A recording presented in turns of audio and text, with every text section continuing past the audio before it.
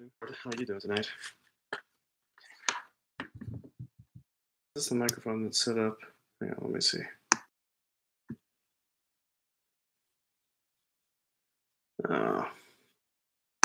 It's been a while since I've done one of these. Apologies. I don't even know if this is the mic. If it's going through the computer mic, whatever. How are you guys doing?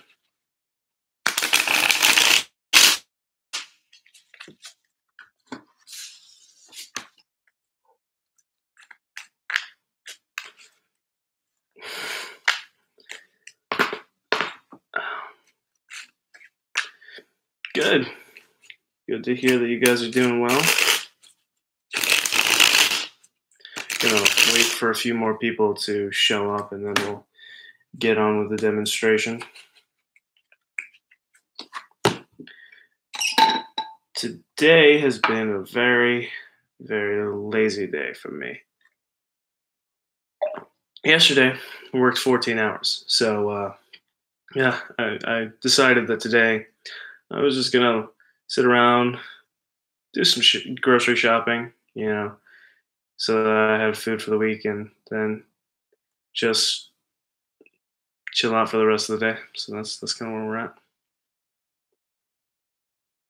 Yeah, my neck does that sometimes. Just the good to hear you're doing well, Board.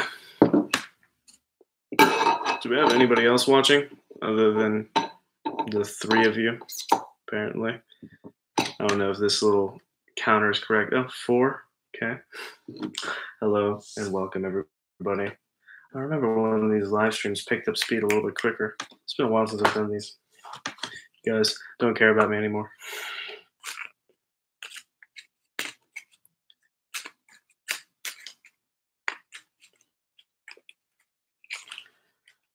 All right, so I guess I'll just explain what we're doing here today. So right now I'm working on a video.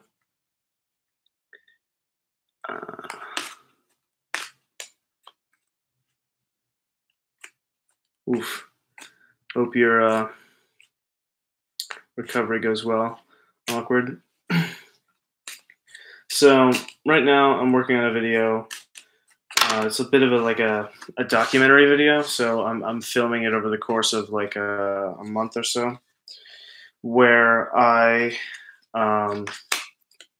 basically I'm teaching myself to memorize a deck of cards quicker. Like I've had a system for memorizing a deck of cards for a while now, but I haven't really practiced with it enough to the point where it's, you know, like second nature to where I could actually use it in like card counting or, you know, and it's limited as far as like different mentalist tricks I can do with it. So really the object is to just get faster and faster and faster with it.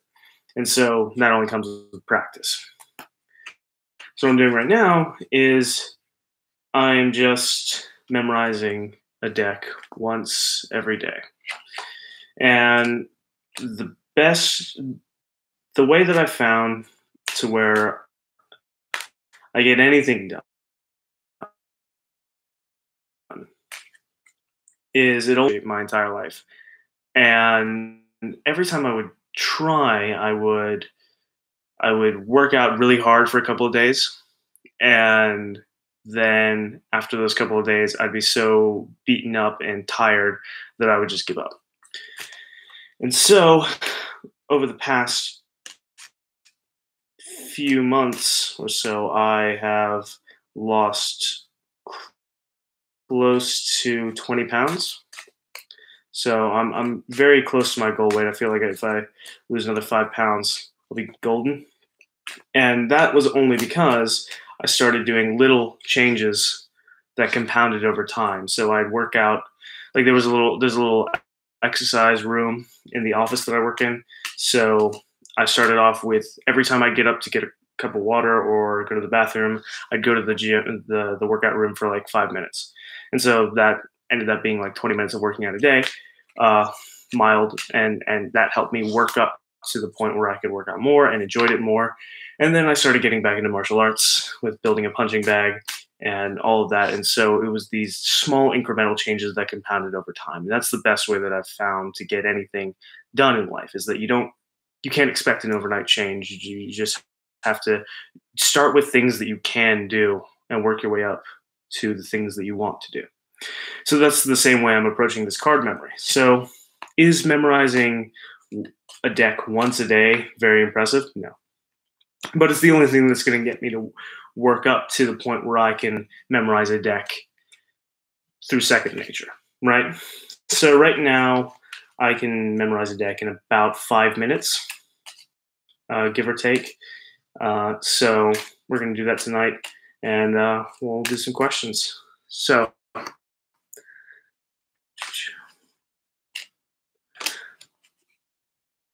do you use the PAO system for card memory?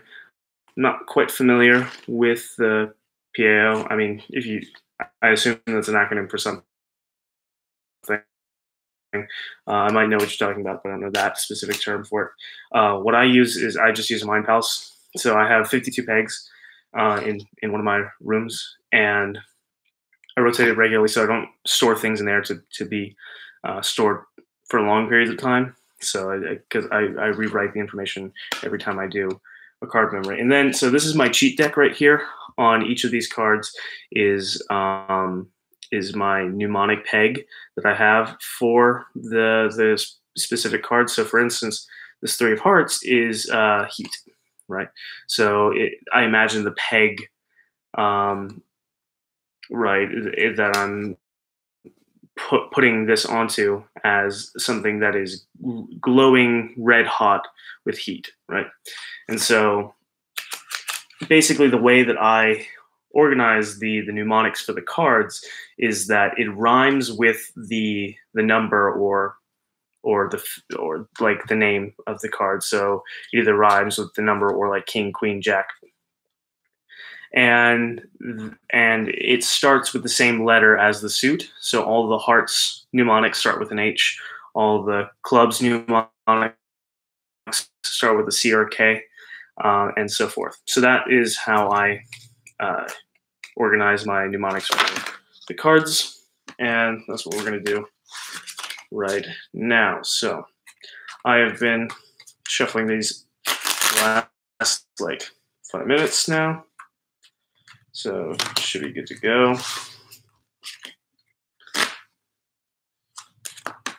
Oh, person, action, object. Yeah, okay, yeah, I know that one. That's a method of chunking, right? So basically, each peg becomes 3 cards, if I remember. So the person is 1 card, the action is another card, and then the object is another. And that way, you can condense 52. It's 52 divided by 3. 52 into whatever. So yeah, okay. Yeah, I'm gonna experiment later on in the documentary series, documentary video, or whatever, with different methods of chunking, and so we'll see how that goes. But the way that I've organized my mnemonics, the person, action, object, isn't probably gonna work. It never really appealed to me, but I have some other ideas of how to chunk it. It's just not coming to mind right now. Anyway, so. I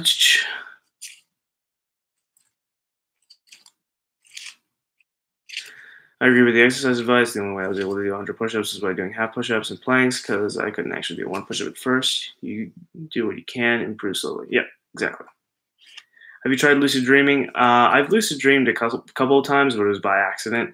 I haven't tried to like force that. So anyway, we're gonna start here. And I'll try and answer your questions as I'm going along, so it's not just me, you guys looking at me going like, So this will take me a little bit longer than it usually does, but so my average has been about 5 minutes, so it's not impressive anyway. But let's shoot for 8 minutes.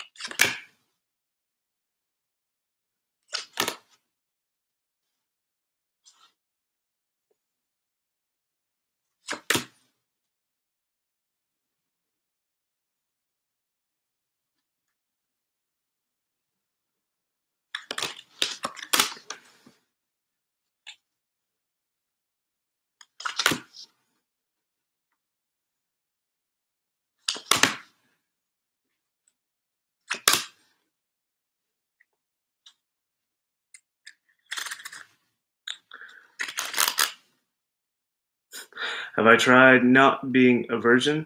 Yeah. Um, what do you think dreams tell us as humans? That's a interesting area of psychology, dream analysis. I don't. You can get off the reservation pretty quickly with that, but dreams are interesting because it's your subconscious essentially trying to continuing and solving problems that your conscious mind has left for the day.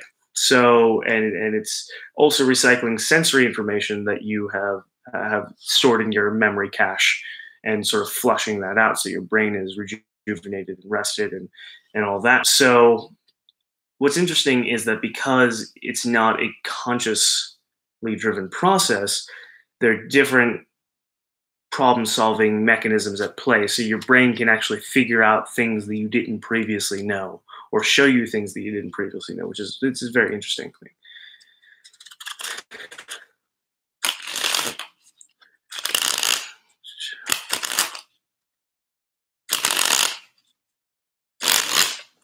How long did it take you the first time memorizing deck of cards? It was like 10 minutes. Okay.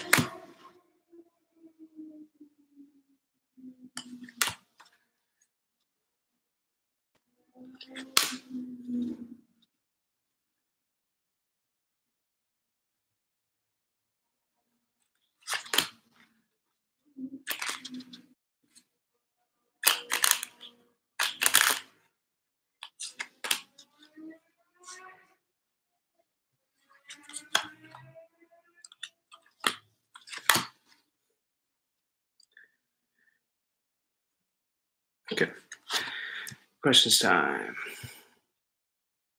There's a great book called Atomic Habits. One of the principles about making habits as easy is to break them down to smaller goals. So you got the right idea, you can always scale up. Yeah, absolutely. I think it's just common knowledge, and some people, need a book to tell them that. And I think it's something that everyone kind of knows, but doesn't want to accept because everyone kind of wants instant gratification.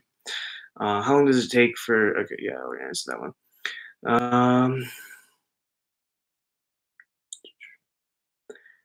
Have you ever heard about photo reading?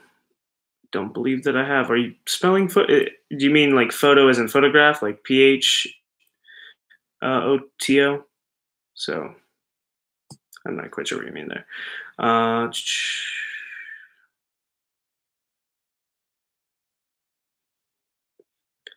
We can tell about a person that treats you and others in certain ways. Well, you have to be a tad more specific than that. Are you meaning what do you make of a person who treats you differently, seemingly, than they treat everyone else? If so, that depends on if they're treating you more positively or more negatively. And yeah, give me some more parameters for your question. I'll get back to it. Is it effective? Is it effective to memorize things by making music out of it? Okay, well, so here's an example. The alphabet. You, everyone knows the alphabet song, but do you know which letter corresponds to which placement in the alphabet without singing the song? So with a mind palace, you can very easily link the letters of the alphabet to specific numbers, right? So if I ask you what the 18th letter of the alphabet is, you can know it instantly. Now, if you know it by the song, and just the song, you'll have to go A, B, C, D, E, F, G, H, I, J, K, L, M, N, O, P, Q, R, S, S, right? So with the song, it's fine for memorizing things, but you can only remember it in that order. So yeah. And guys, just cool it in the comments, please. Shouldn't have said that. All right then.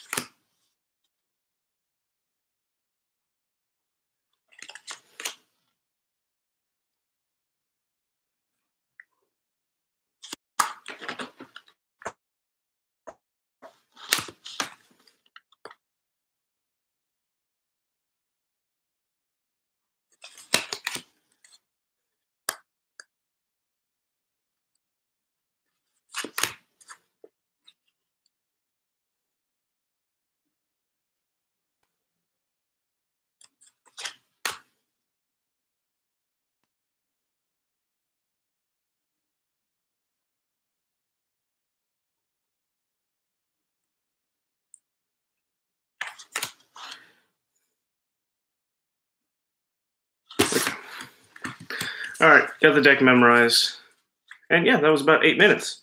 My estimate was correct. I know, Shane. I know, but that's the internet. Just gotta deal. Sorry that he was upsetting you. Like, if he starts commenting again, I can do the moderator thing or whatever. Get rid of him. That's the thing I want to do. What are your opinion on inattention blindness? So I think I know what you mean. But it's interesting because we know that the way that you think determines what you look at and how you see things. So, of course, there's that famous experiment where you watch a video of basketballs being passed between players, right? And then a guy in a gorilla suit walks out, right? You're told from the beginning of the video, count how many times the basketball is passed, right? So that's your goal, because humans are goal-oriented, aiming creatures, right? And so we focus with our conscious mind on one thing at a time. And because of that, if we get too focused on something, we can be blind to basically everything else. What memory system would you recommend for math-related subjects, or is math purely practicing formulas until you get them down?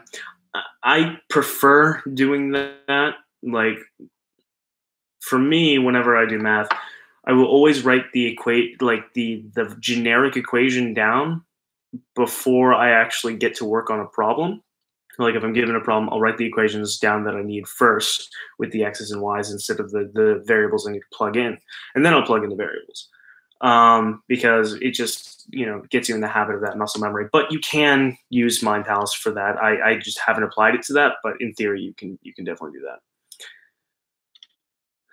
I mean, photo reading by Paul R. Scheele. I haven't. I'm not familiar with it.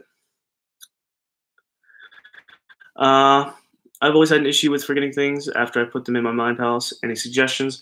You got to review it. You got to review it every day. I review the rooms in my Mind Palace. So basically, my Mind Palace is big enough to the point where I have cordoned off sections in my Mind Palace that I will review on different days of the week. And I review them at night before I go to bed, because before you go to bed is the best time to work on memory.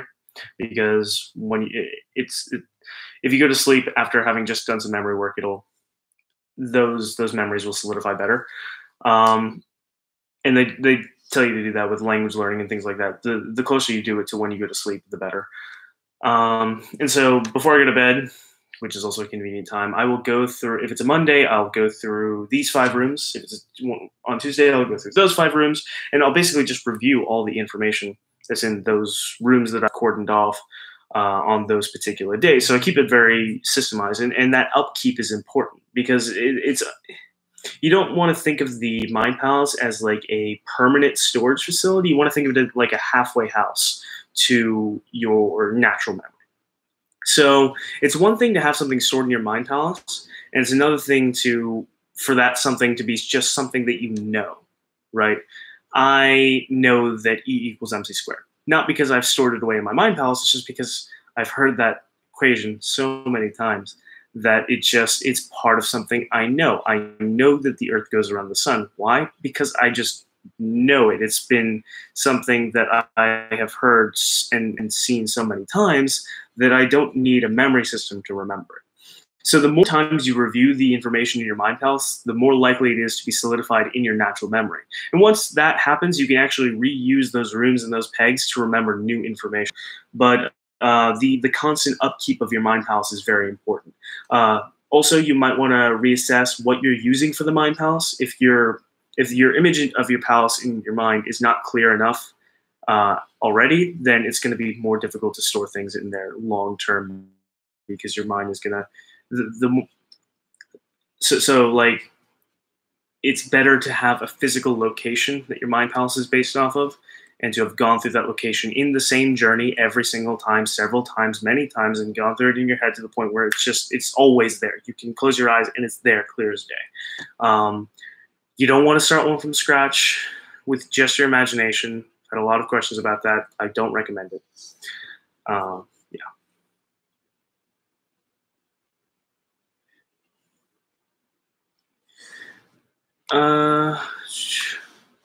Not gonna lie, when I started throwing my past or watch your videos, I become a better detective and now able to remember things better.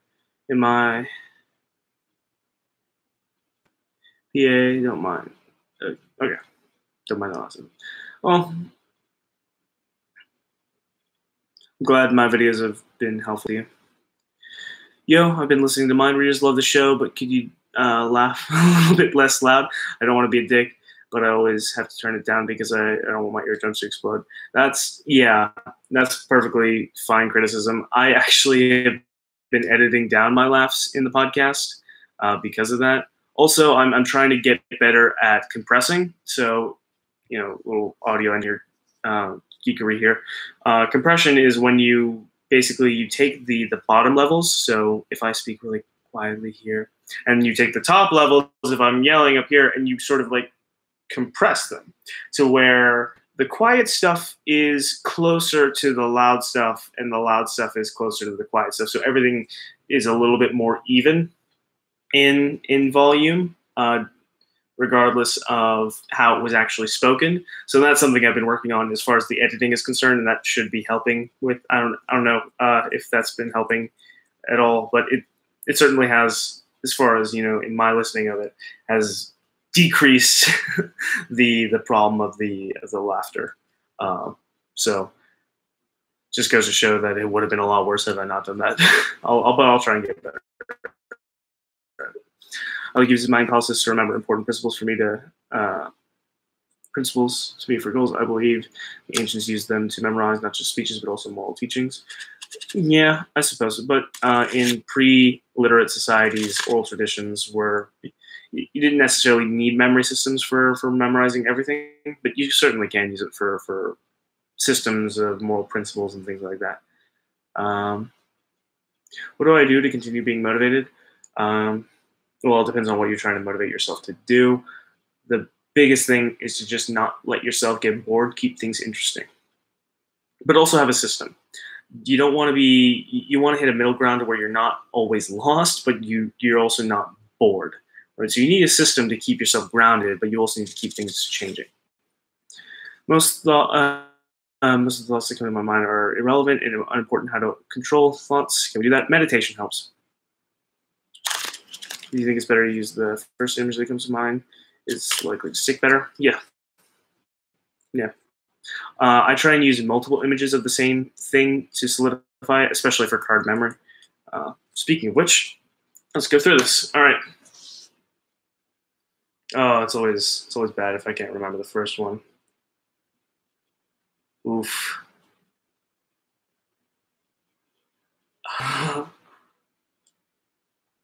I went through the first two pretty quick. Okay, 3 of diamonds. Yeah. I don't know what the second one is. 5 of hearts. Okay, and then Queen of clubs. Yes, and 6 of hearts.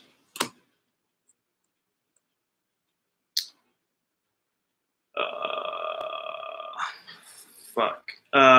3 of spades, and then 10 of clubs, and then 4 of clubs, 7 of spades, 2 of diamonds, 4 of spades, 4 of diamonds, 5 of spades, 8 of clubs,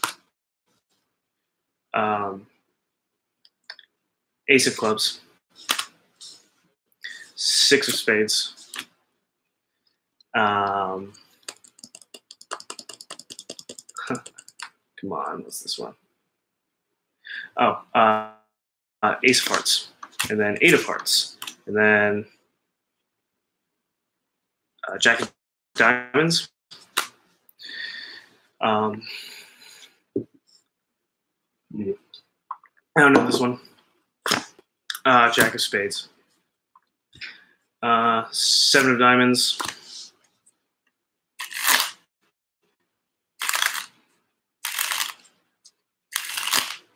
I don't know this one either. 10 of hearts. Oh, I'm not doing well on this one. Not doing well at all. What's this one? 9 of diamonds. 5 of diamonds is the next one, right? And then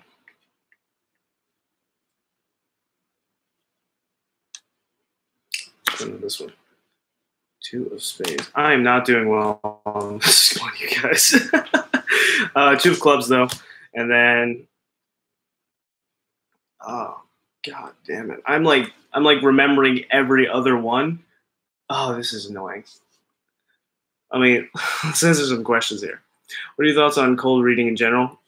Basically, the majority of the stuff that I do. It's used in a lot of different fields. There are a lot of applications of cold reading, from psychiatry to mentalism to even detective work, interrogations. Paul Rashid developed a process in the 80s where you can read information with your subconscious mind. Darren Brown and there have proves methods. You should check it out. Okay. Hearing you of all people cuss is uncomfortable. Apologies. I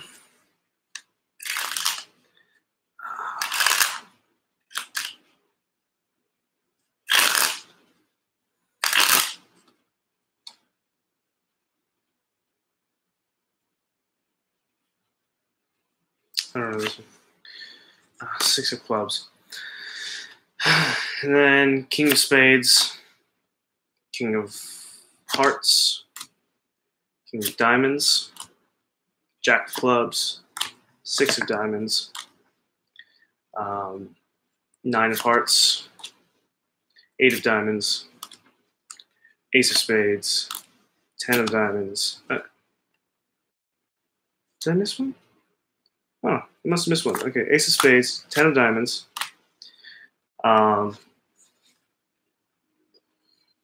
Queen of diamonds. Yeah.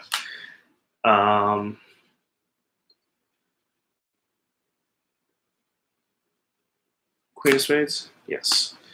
And Jack of hearts. 2 of diamonds. No, 2 of hearts. Sorry. I was getting the secret piece. Okay.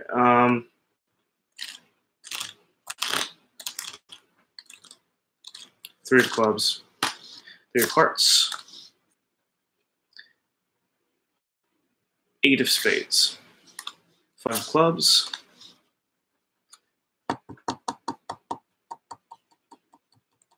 9 of spades, 4 of hearts, king of clubs, 9 of clubs, 10 of spades.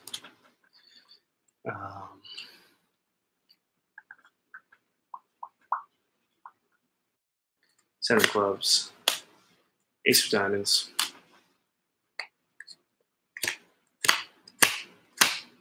Ooh, shit's end on a failure.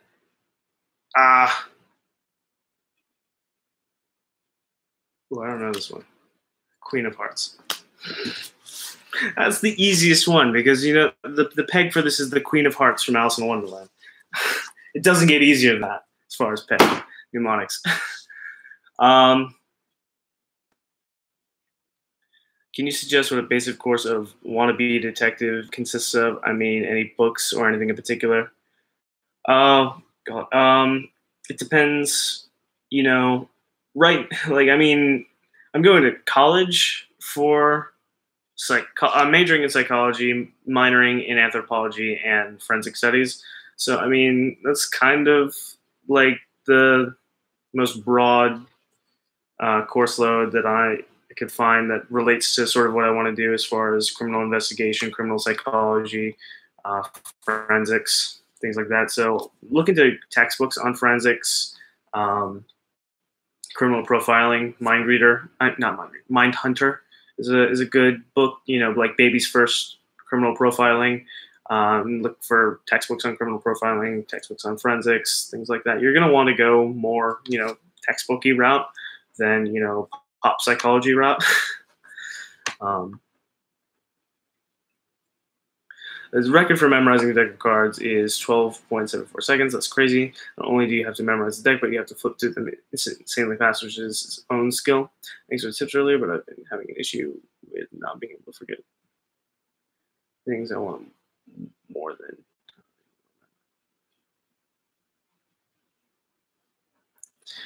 Yeah, so yeah, the whole 12.74 seconds thing, that takes some crazy dedication, man. Like, to me, I just want to get fast enough and proficient enough to where I can memorize as a card game is playing. You know what I mean?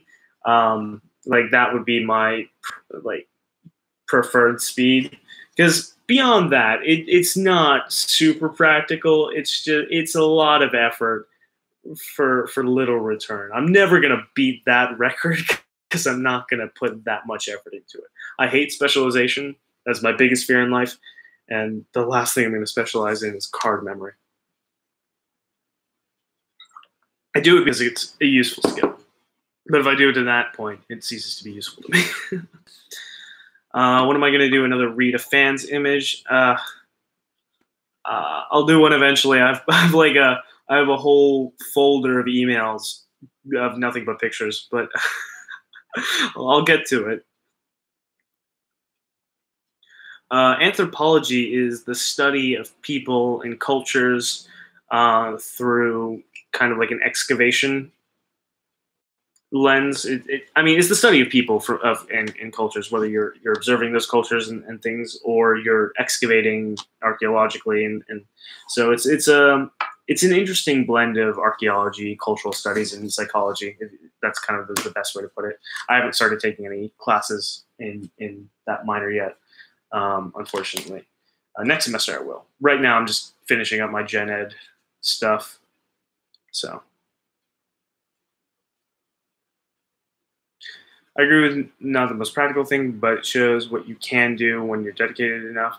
But for most of us, memory skill comes in handy more for more practical reasons. Absolutely. Like I appreciate whoever it was that put all that time and effort to break the world record and memorize a deck of cards in 12 seconds. You know, that to me, it's like an elite gymnast. You know what I mean? I like seeing the pinnacle of what the human body and mind can be pushed to. I think that's amazing. I would rather be resourceful than the best at one thing, but that's just me. I admire specialists, but it's just not my cup of tea. my whole goal is specializing and not specializing.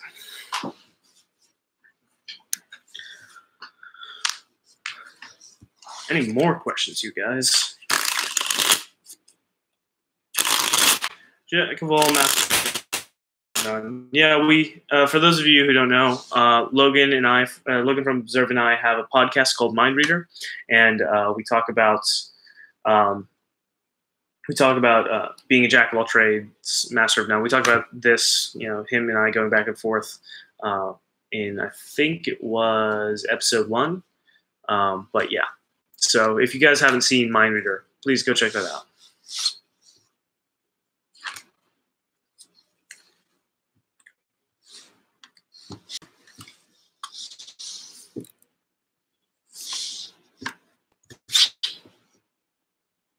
See if I can do this on this table. Yeah, boy. I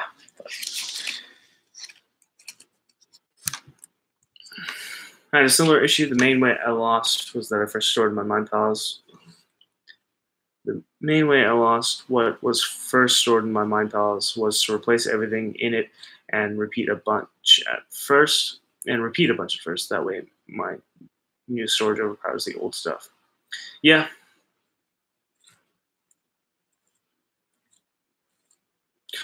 Well, to me, so the whole jack of all trades thing. So for me, I view knowledge in a very utilitarian way. Knowledge and skills. Like, how's the best way to put this? So for me, I like to think of a specialist as someone who knows how to use a very, very complex tool very, very well, but it's a complex tool that does one or two things. Whereas a jack of all trades treats their knowledge and their skill set like a box of Legos. You can build it up into whatever you need at whatever time. It's less complex, it's more rudimentary, but you have more versatility. There's merit in both. Like, our complex society as it is today would not exist without specialists. We need that in today, in the modern society, right? A hunter-gatherer society is comprised of nothing but jacks of all trades. These, you look at Stone Age cultures, both ones that still exist today and anthropologically speaking, you look at ones from the past, and everybody had to be good at everything. Everyone had to know how to build a fire, build tools, use tools, hunt, gather, know what thing, have a detailed map of their environment. They were the less complex the society, the more complex the individual, which is interesting because it's funny how our society today values the individual above all else. This idea of humanism that came from the Enlightenment, which was informed by the spread of Christianity and all these things. But in a hunter-gatherer society, which is more about the group, the individual is actually more impressive. Generally, society, we can work together to do things like put people on the moon or photograph black holes, right? But like, none of us have been killing any bears lately.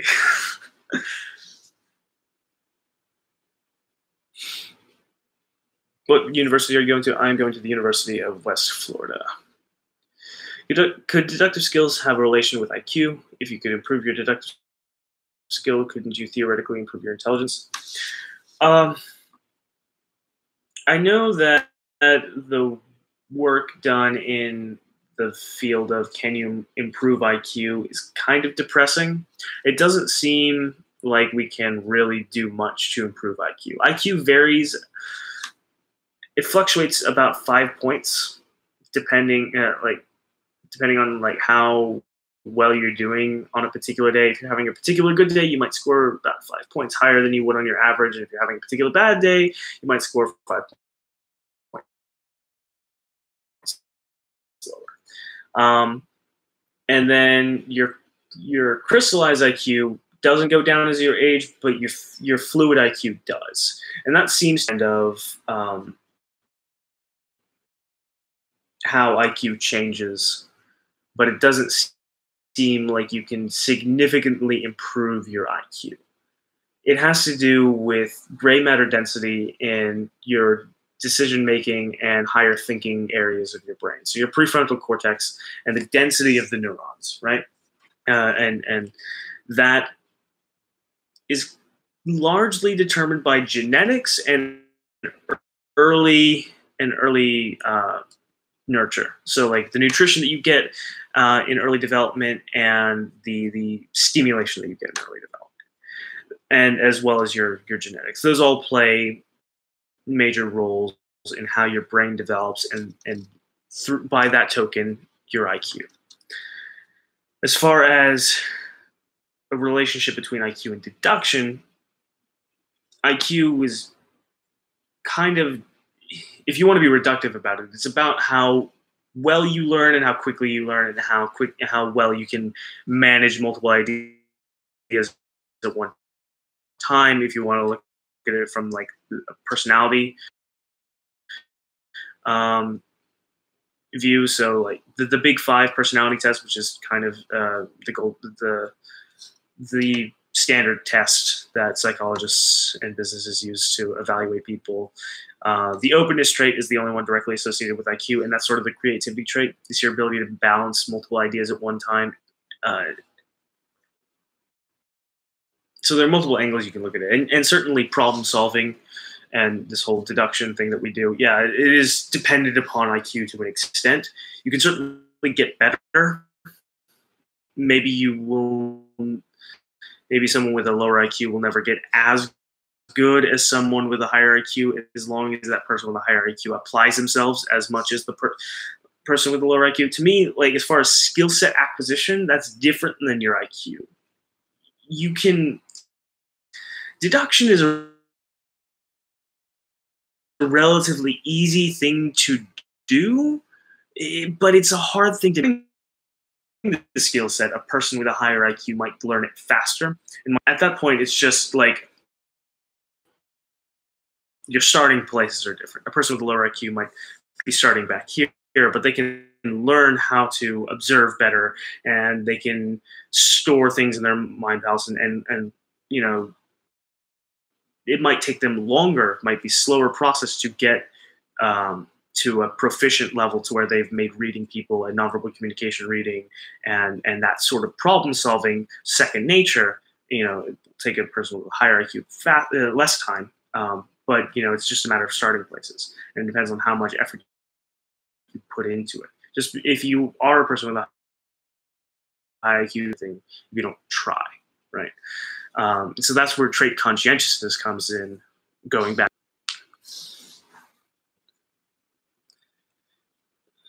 Dak Fawcett, hey, into the live stream. You're still quite young. Generally, you have learned certain things that might help. One who is about to graduate high school, like life tips. Still have no idea what I want to do with my life or what I want to study for in future schooling. However, people say that will develop in a year or two when I leave my family's home. As far as figuring out what you want to do in life, especially if you're about to graduate high school, I am a big advocate of gap years. I see too many people in university changing majors and taking classes that absolutely bore them and wasting about a year just meandering around and trying to figure out what they want to do. And honestly, taking a gap year was having that year to study and read and listen to lectures and podcasts and really think about what I wanted. And well, I knew what I wanted, but how to get what I wanted. And I think that's important.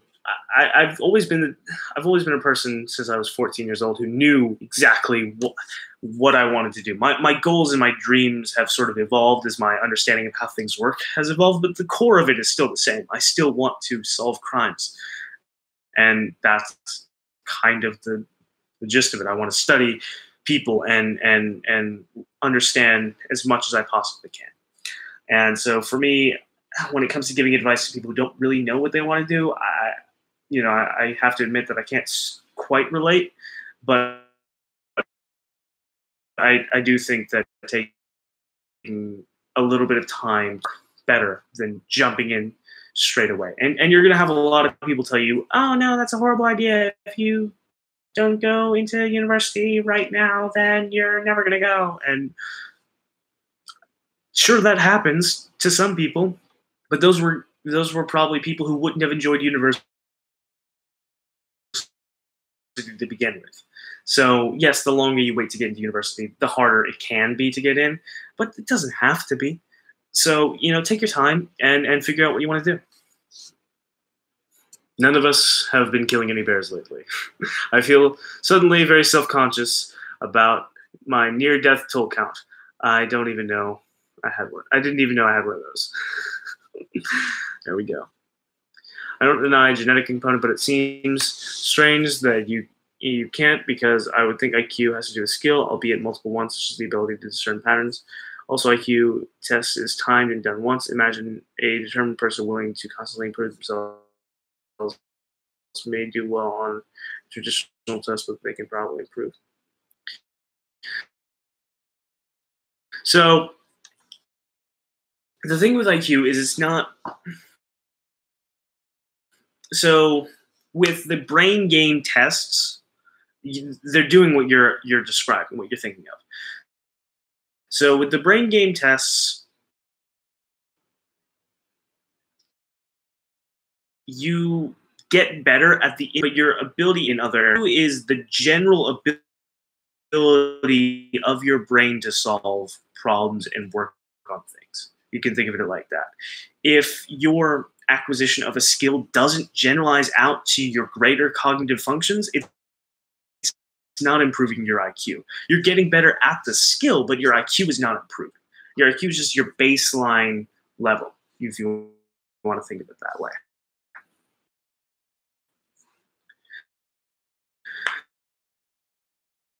What are your thoughts about actually going? Because I don't know anything about that.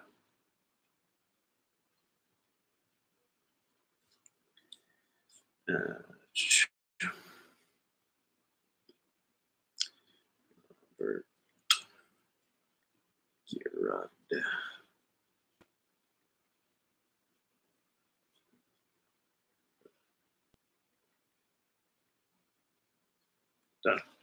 Thank you. This has been quite enlightening. Thank you, Jordan. That was your name. Yes, that is my name, Jordan. Good job. Your voice is as smooth as ever. Oh, thank you. Have you solved a murder case? No, but I've studied quite a few that have been solved. I have not. The investigations that I have looked into, as far as like what could be derived from information provided to the public domain, it's the problem with doing that sort of thing is that you're very often left with information that is so surface level and so non-specific that you're not going to get beyond the barest idea of a profile of the potential perpetrator. And like to solve most murders, you're not going to solve it behaviorally. You're going to solve it forensically. And that, unfortunately, fortunately, actually, because you don't want all that information public domain. But unfortunately for me, I have not had access to the information that would enable me to solve ongoing investigations. But that's why I am studying the things that I'm studying and working things that I'm working on, so that eventually I can work on actual investigations. All right, guys. It's 1 in the morning. I'm going to be up at 7:30, so I'm going to head to bed. Have a good one. Goodbye. Awkward. How can one effectively hide one's tracks from a deductionist? Oh, I thought about this a lot. I often think about what the things that I do and where and say and how I say them, what someone like me would figure out about me based off of that. And if you want to hide your tracks, good hygiene is a great way to hide a lot of physical tells. But good hygiene in and of itself is a tell. It generally speaks to your level of self-respect and personal care, and possibly if you're image centric or not, things of that nature. But it can eliminate a great deal of physical evidence that would otherwise lend itself. So if you want to, it depends on what you're trying to hide. Really, you kind of have to figure out what you want to hide and hide that, because like I can look at one person and deduce a number of things in one area, but they might have very little information for me to go on in another area, right? So I might be able to get their occupation, but maybe not their hobbies, right? Another person, I might be able to get their hygiene habits, but not their relationship status. And it all depends on what information is available to you at the time. The biggest mistake, well, one of the biggest mistakes that I feel like a lot of people make starting out is that they assume that they can deduce the same things and the same amount of things from everybody that they see. So depending on what you want to cover up, you're going to have to, depending on what you want to hide from a deductionist, you have to choose what you want and then work on that. So if you wanted to hide physical tells that would relate to the things that you have done recently, try and make as little physical contact as possible with the things that you come across in your day, right? So if you don't let chalk get on your jacket, I can't deduce that you've been writing on a chalkboard earlier that day, right? So things like that. If you want to hide your social status, then maybe don't wear ostentatious and expensive clothes. Or if you want to hide your marital status, maybe don't wear a ring. Things of that nature. Maybe if you want to throw somebody off and give the impression that you are left-handed when you're actually right-handed, you work on becoming ambidextrous. Stuff like that. But yeah, I hope that answered your question. You guys keep on hitting me up with the questions. I'm going to get some more water.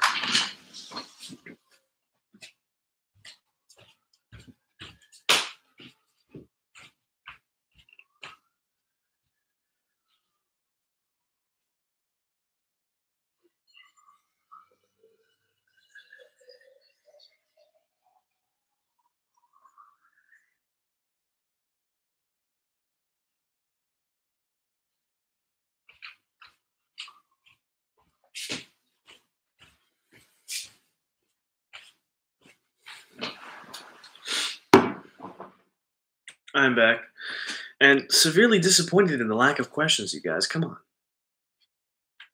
Here we go. Do you think it's important to have alternate deductions to what you observe, since it's easy to overgeneralize and assume something that is actually false? Absolutely. This is where we have the communication between inductive, deductive, and abductive reasoning.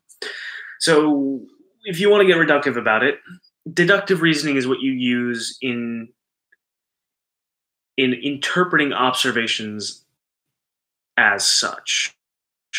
So, for instance, if you're looking at eyeglasses, and you look at a person at a 3/4 profile, the way that the image distorts at the edge of the face will show whether it's a concave or convex lens, which will then let you deduce whether the person is nearsighted or farsighted. If the image is pushed inwards, they are nearsighted, and if it is pushed outwards, they are farsighted. This is the difference between concave and convex lenses, and this is not open to interpretation. This is a one-to-one thing. So you use deductive reasoning based off of information that you know to interpret observations that you see. So based off of, if you know how the principles of how fabrics wrinkle, you can use deductive reasoning to interpret the wrinkle patterns on an article of clothing, right? If you know clothes wrinkle when there's heat and pressure applied, because what happens is the heat destabilizes the polymers in the fabric, and they will conform to the new shape that they're compressed into. And then when heat is released off of them, the polymers will uh, re-rigidify. I guess I don't know if that's a word, but they will become rigid again, and they will conform to whatever shape that they were compressed into previously. So from that, you can use deductive reasoning to interpret wrinkle patterns. Now, inductive reasoning is interpreting the relationship between observations. So once you've determined what the specific observations themselves mean, with deductive reasoning, you use inductive reasoning to determine how they interact with each other.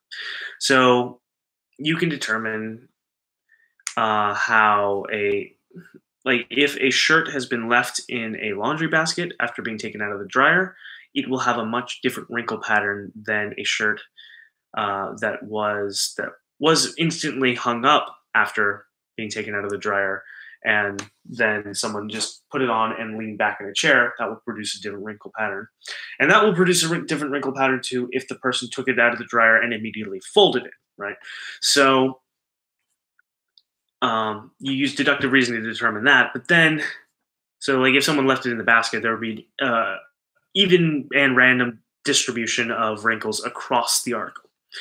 And then what does that say about the person?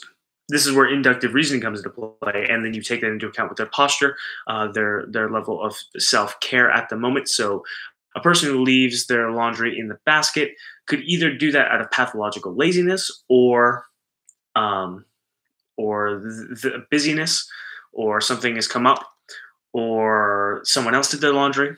Right. So, based off of the whole, all those different observations, you come up with you sort of narrow down, you determine the possible interpretations of those observations. And then you come up with your hypotheses through inductive reasoning. And then through abductive reasoning, you use process of elimination. Because you're developing multiple hypotheses to interpret these observations, you need a check system. So abductive reasoning, you could, if you want to be reductive about it again, it's basically process of elimination.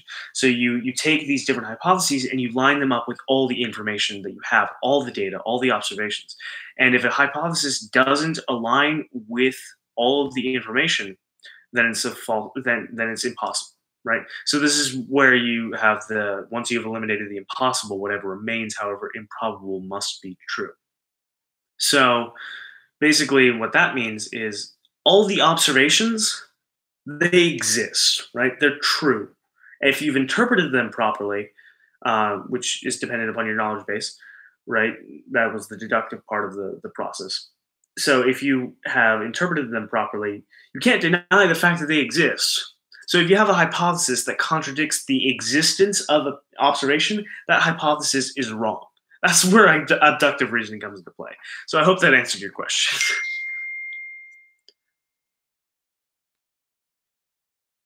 Do you think it's important to have yeah, because that was the question. So if you specifically lie about one thing but make a mistake, it's better to be pathological liar and just mix up everything. So, if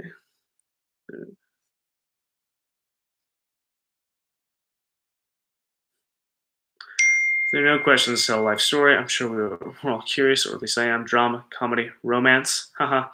I haven't had romance in a bit. Philosophical question then. Can friendship be built on lies? And if the people both decide to tell the truth and discover they dislike each other, could they continue lying to remain friends? After all, even parents lie to their children.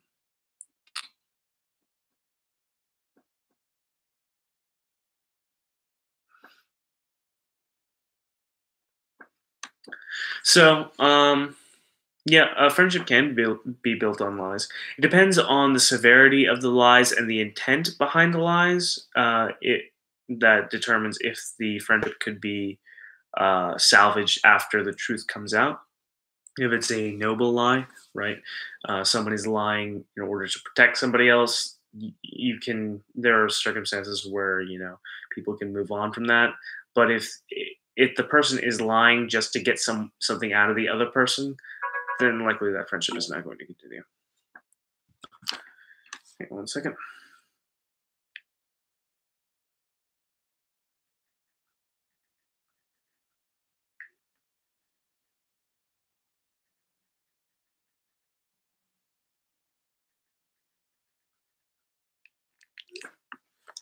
I've done research on face fat, and I found that fat is stored in your face and fingers when you don't drink enough water. Could you use this for detective work? Yeah, absolutely. If someone is chronically dehydrated, this could be for a number of reasons. They could be rather busy and not be drinking enough water just because they keep on forgetting. That happened to me recently.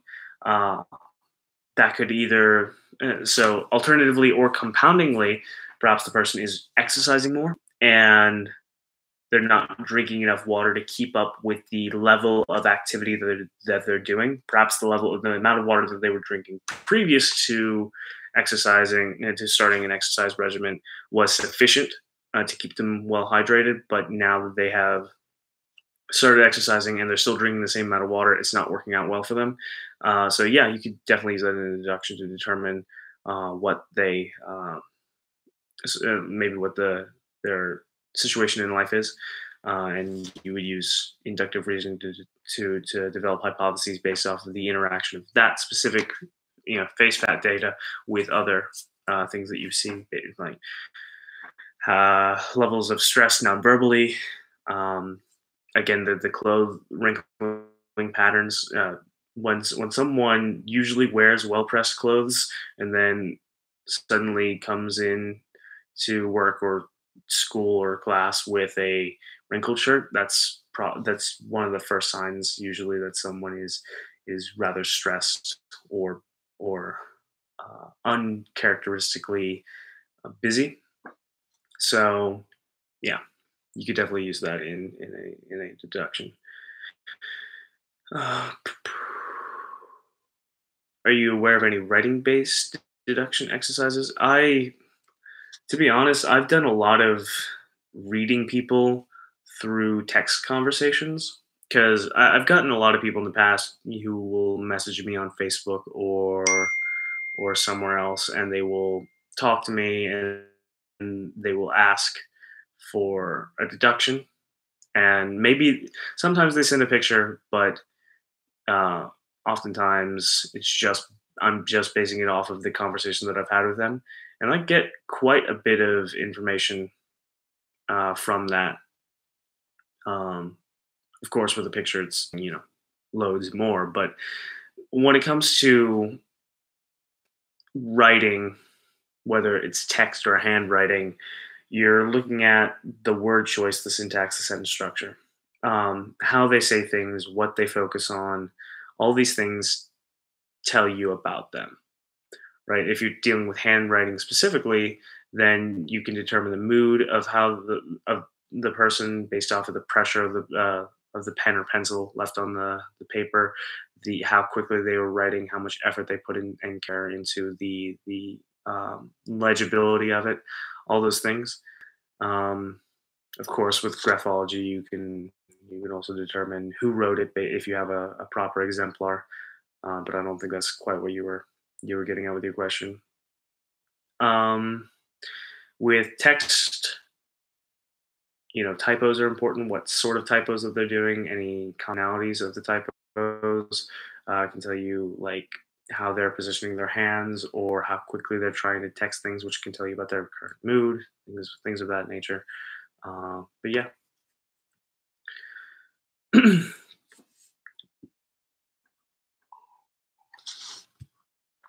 Very interesting. Thanks for your response. I suppose I should mention that the question was unrelated to me in particular. LOL. Sure. Do you think the polygraph tests are unscientific? I'm not fully sure how they work, but if they detect if someone is anxious, I would argue people can be anxious from just being questioned. Yeah, so lie detection in general is a very, very tricky process. You can screw it up with a polygraph or nonverbals. I think nonverbals are intrinsically better, but there's some margin for error either way. In his book Telling Lies, Paul Ekman has a whole chapter dedicated to the polygraph. He goes through statistics and experiments done with it, and he compares that to the experiments and statistics done with nonverbals. So,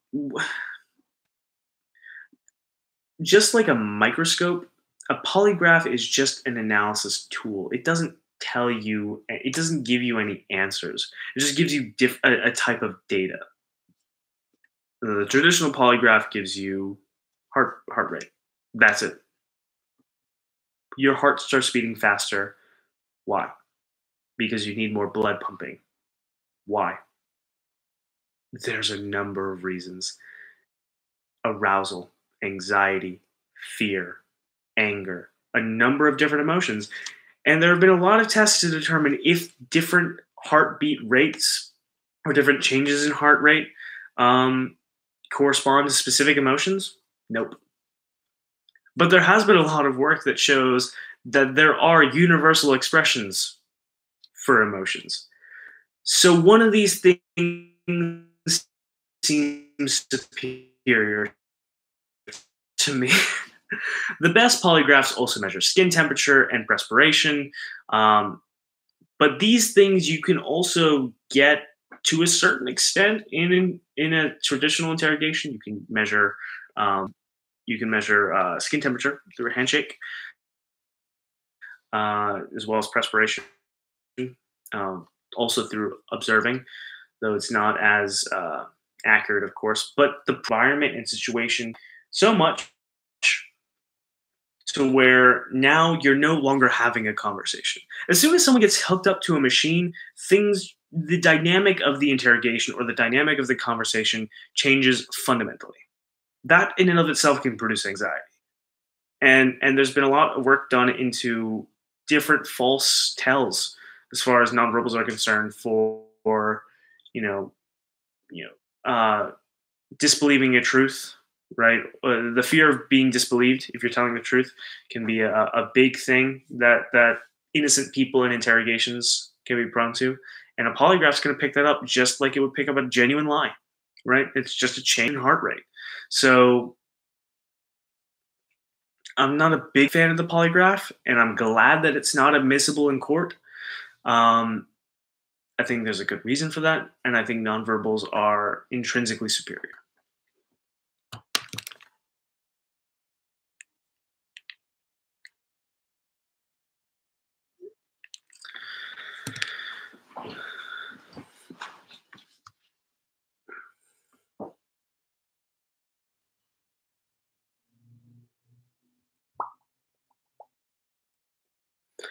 I wonder the same thing for police that use ray techniques. I understand they establish a baseline for behavior, but that assumes they create an accurate baseline for truth telling and lies. Yeah, that's the trick. Is you got to make sure you establish a good baseline, and that can be difficult sometimes. That's why multiple interviews are key in many cases, or also interacting with a person outside of an interview setting. What material would you recommend for an absolute newbie to the deduction process as a whole?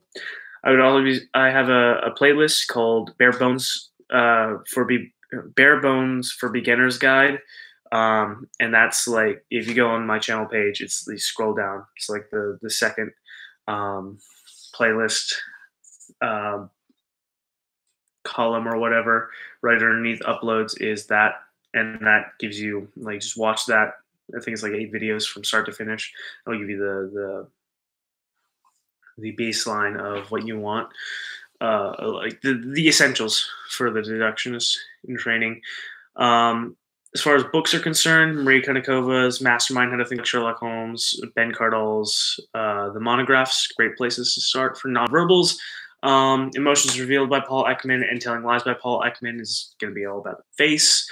And for the rest of body language, like hands and feet and all that good stuff, Joe Navarro's books, the Dictionary of Body Language and What Everybody is Saying, really good. Barbara and Alan Pease's The Definitive Book on Body Language is also really good, and that should be enough information to get you. That should be enough to get you started. Also, shameless plug, my podcast, Mind Reader, co-hosted with Logan Portnier from the YouTube channel Observe. Please go listen to it.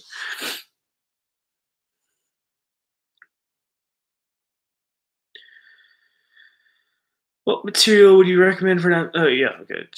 Did you know that even the inventor of the polygraph said that it was completely flawed? No, but that doesn't surprise me. I mean, like again, uh, it's not a lie detector, and I don't.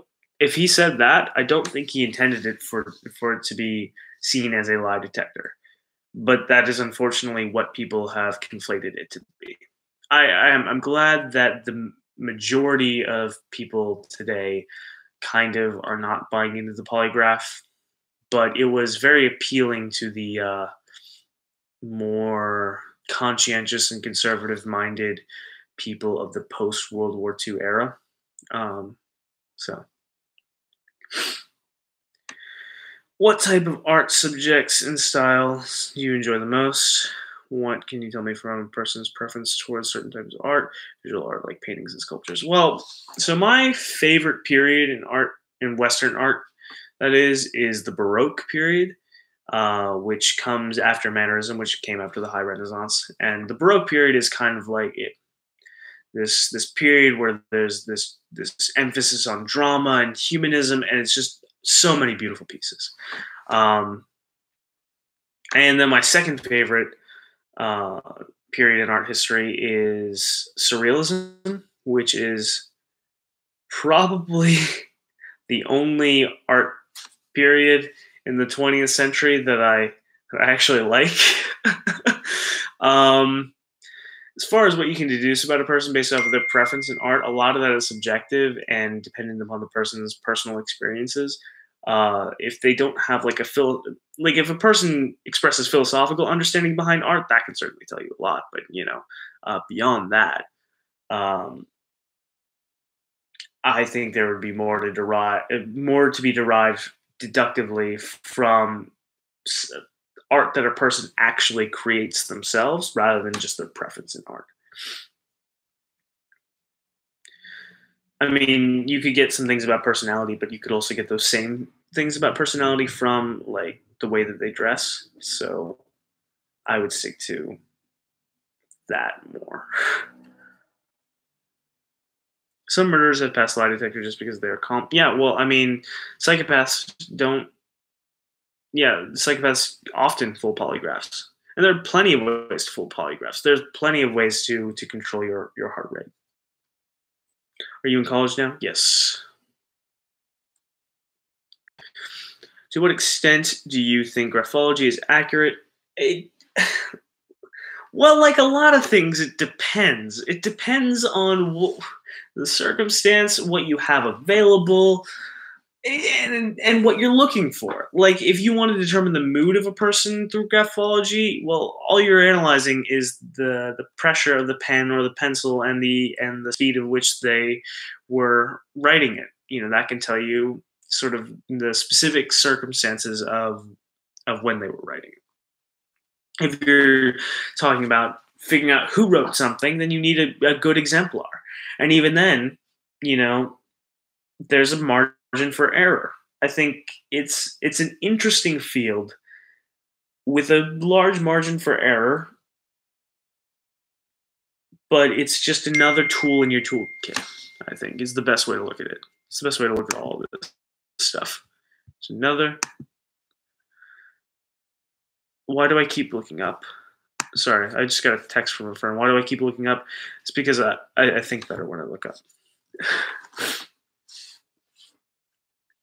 And if you're gonna message Rosemary, do it in the chat. Let everyone see what you have to say. Okay. What subjects are you studying in college? So I'm majoring in psychology and double minoring in anthropology and forensic studies.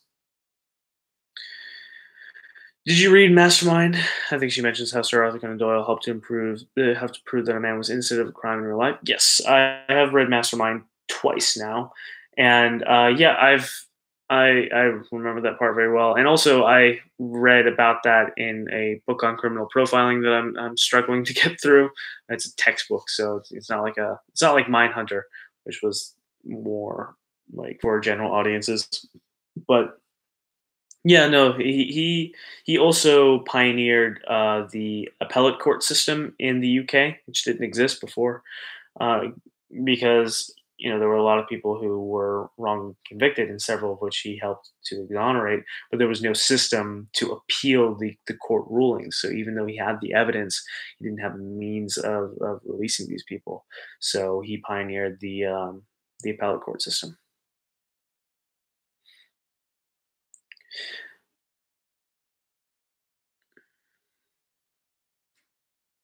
Those were, I assume, Fawcett, you're talking about the Baroque period or the um, Surrealist period. Those were some of the most beautiful, in my opinion, as well. Though personally, my favorite would actually be Romanticism of history, like literally leading the people. Yeah, I'm Romanticism to me is a little bit too consciously motivated in its underlying thematic substructure, in my opinion.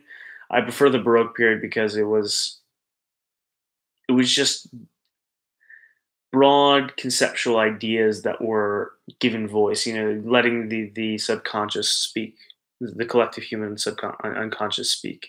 You know, I've actually seen Liberty Leading the People in person. I went to the Louvre last year, got to see so many pieces that just and Liberty Leading the People is quite a compelling piece, though. But it's funny. It's a big painting, but it is one of the smallest paintings in that room.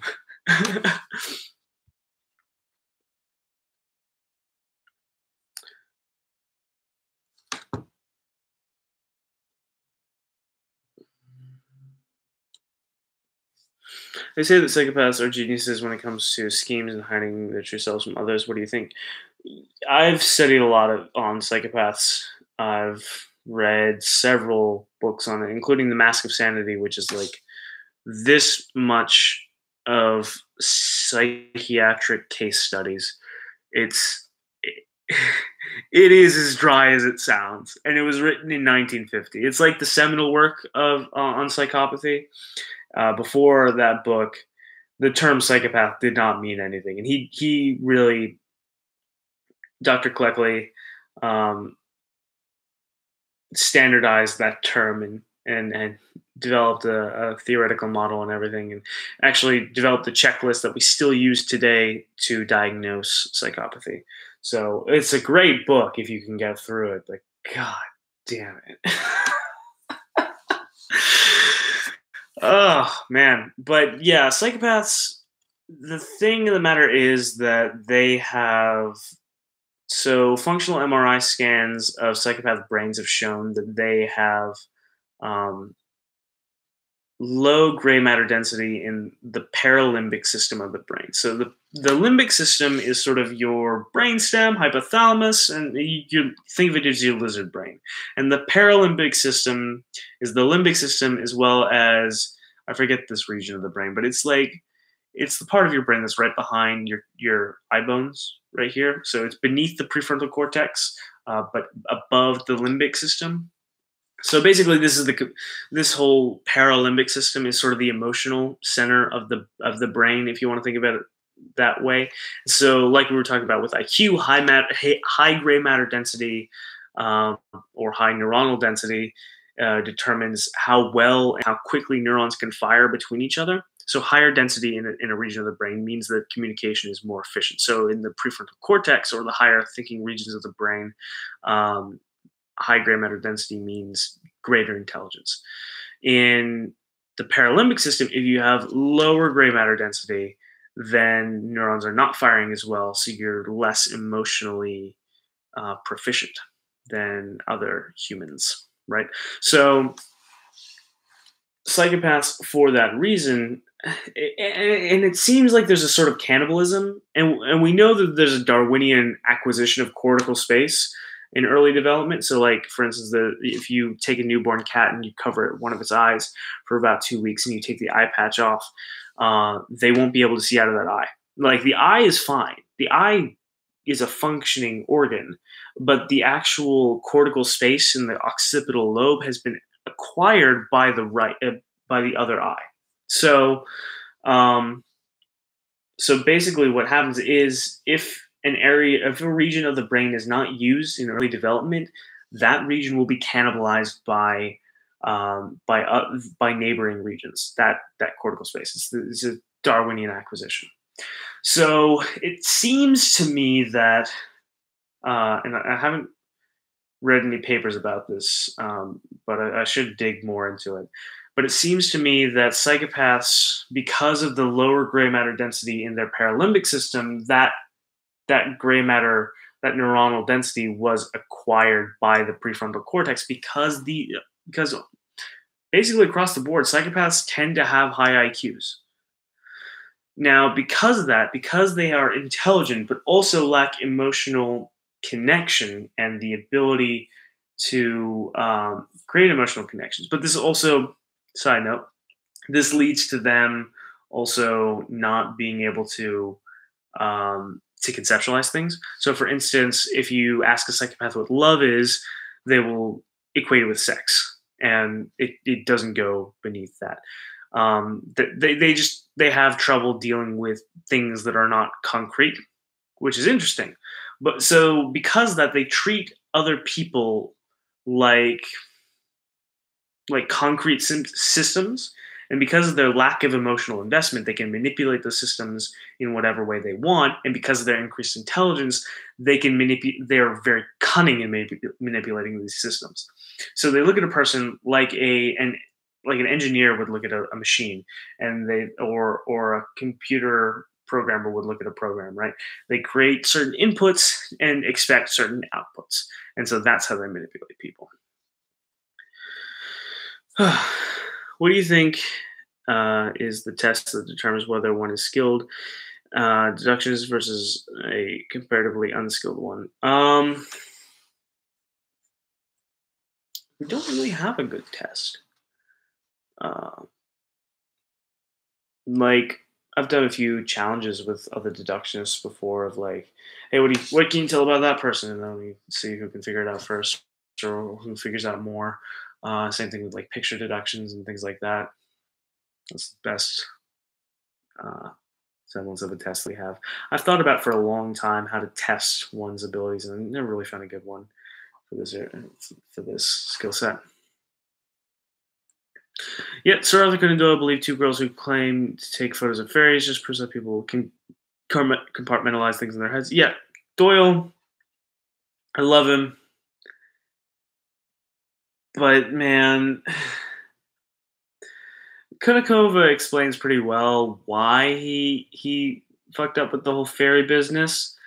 Love that, and he's a hard ass. He's hard as nails, and it's just great plot, great acting, great cinematography. Oh, the cinematography in that show's amazing. I could talk about Luther for hours, but let's not. It's a great show. Highly recommended. I believe it's on Netflix. I'm going to watch it tonight. Ted Bundy was able to convince the anti-porn religious guy. And porn was what led him to be a serial killer. It was like last interview he gave, most experts agree that Bundy was manipulated. Oh, God, yeah. If you haven't watched the Ted Bundy files on Netflix, highly recommend. And after that interview he gave to the anti-porn religious people, he told one of the FBI profilers in one of the private interviews, he was like, "You and I both know it wasn't porn, but they believe it." So Ted Bundy had too much fun. Side note: so I live in Pensacola, Florida, and Ted Bundy was caught in Pensacola, Florida.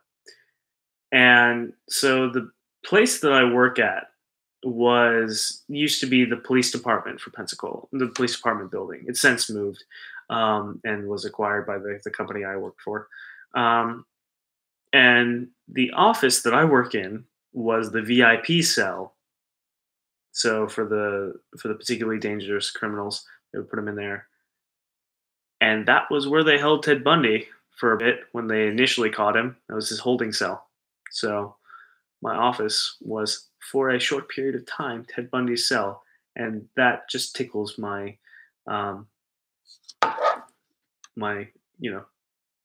criminal psychology proclivities. So yeah, the walls in there are just nothing but concrete and rebar in that room. It's crazy. We tried to run cables through one of the walls once. It's quite a feat. um,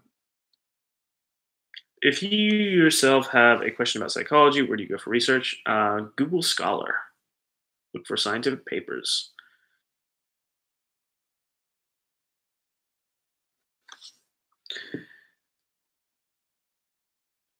Any other questions? And apparently the stream froze at some point and then it came back.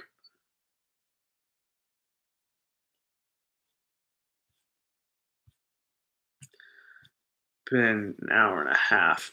So we might call it quits here pretty soon. It's like 12:30. I'm gonna go to bed here shortly. So any final questions?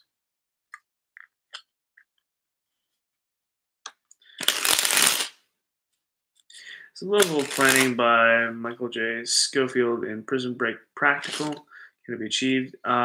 Prison Break, is that a movie? I haven't seen it. It appears we have no questions for you, oh great man of infinite knowledge. Oh, do stop. You know how to stroke my ego. Think about sending out things people want to hear and use it to manipulate them in order to read them. You must have some sympathy, right? Well, it's not exactly sympathy. It's just you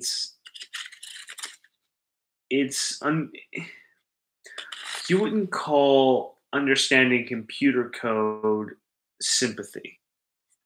You know what I mean? That's how they view it. Why be you so sweet and awesome? Because I can. Thank you, Rosemary. I mean Sage. Whiskers. Whitaker.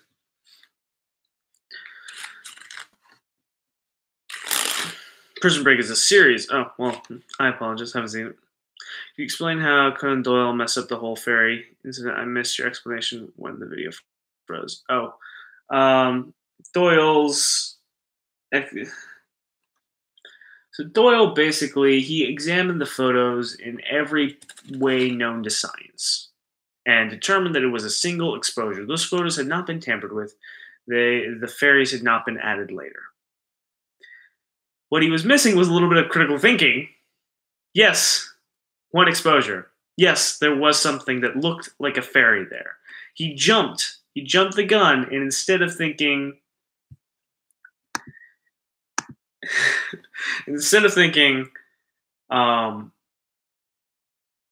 there's something that looks like a fairy in this picture, he went a step further and said there is a fairy in this picture because of the single exposure. But he didn't comprehend the idea that perhaps, just maybe, there was something that looked like a fairy but wasn't a fairy, such as a well-painted paper cutout of a fairy. Right? So that just goes to show that sometimes a more instrumental approach to an investigation, a too heavily forensic investigation with no critical thinking can sometimes lead you astray.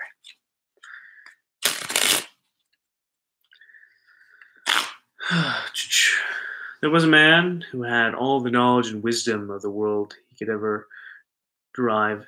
He then found that it made him very depressed and saw that all the work in his life he had done was for naught. Do you agree? The more knowledge you have, the sadder you are. Well, bad way to word it, but agree? Question mark. There is a bliss in ignorance. Here's the way I think about it. Universe is arbitrary. Life is intrinsically suffering. And there are two ways that you can deal with that suffering and arbitrarity. You can either work to make things better by bearing responsibility and trying to fix the things that are in your life that you can fix. Because a lot of the things that actually happen to you are outside of your control. That's just the arbitrarity of the universe. But you can control how you react to those things. And through controlling your reactions, perhaps you find there are the things in your life that you can't control. And so then you can be what's called a tragic optimist. And so this was an idea purported by basically everything I'm saying right now is informed by my reading of Man's Search for Meaning by Dr. Viktor Frankl. He was a Jewish psychiatrist living in uh, Austria, no, Germany. In Germany during the Second World War, he was sent to Auschwitz and then transferred to another concentration camp. He survived, and afterwards, after the war, he used his observations from the concentration camps to inform his understanding of psychology, and developed a therapy model called logotherapy and a psychometric model about suffering. So basically, you can't control the things that happen to you sometimes, most of the time. That's the arbitrary nature of the universe. But you can control how you react. Based off that, you can choose to fix the things that you can fix by taking up responsibility. The other thing that you can do is that you can accept the arbitrary nature of the universe and just make things worse to give yourself the illusion that you have some control over the bad things that happen by contributing to them. So I think that, and so if you go the first route, you can be what's called a tragic optimist. What Frankl describes as a tragic optimist, where you accept the fact that life is tragedy, but in that tragedy, you seek to optimize what you can. And so I think that yes, the more knowledge and understanding you have, the more prone to being depressed you can be, but that doesn't necessarily have to be the case. You can certainly be a tragic optimist. It's difficult, but you can do it. Are you going to be going to the FBI because they don't really do murders anymore? If murders are your thing, would you not not one go to the police department?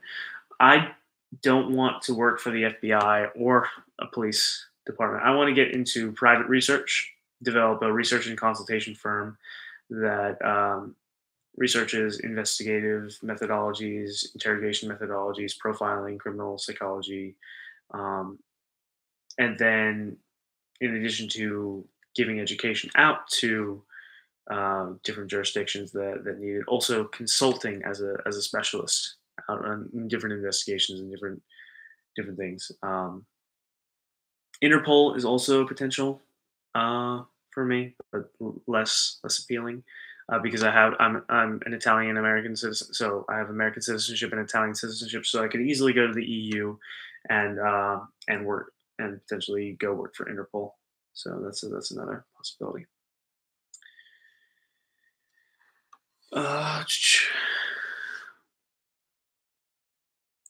Sexually, man's words isn't a part of the King James version of the Christian Bible.